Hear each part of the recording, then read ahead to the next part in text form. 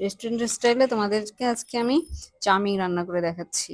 দেখো, প্রথমে পানিটা একটু গরম করে তারপরে তেল আর লবণ দিয়ে সিদ্ধ করে নিবে, তারপর পানি ঝরিয়ে রাখবে।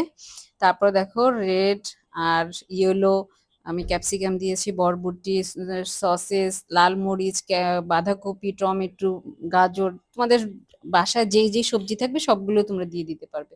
তারপর তেল দিয়ে আমি ডিমটা আর আলাদা ফেটে নিলাম না, হ্যাঁ, কড়াই একবারে তাড়াতাড়ি ফার্স্ট ফার্স্ট দিয়ে দিলাম, তারপরে একটু বাটার দিলাম, তারপরে রসুন দিয়েছি, পেঁয়াজ কুচি দিয়েছি, এখন একটু ভেজে নিব।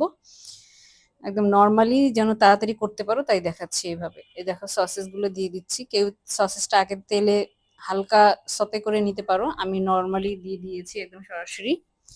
তারপরে একটু একটু ভেজে নিব লবণ দিয়ে। তারপরে হোয়াইট অ্যান্ড ব্ল্যাক গোলমরিচ গুঁড়া দিয়ে দিলাম, তারপরে দিয়ে দিলাম গাজর। দেখো, যা যা নিয়েছি সবজি সব দিয়ে দিচ্ছি, দিয়ে এটাকে আবার একটু ভাজবো।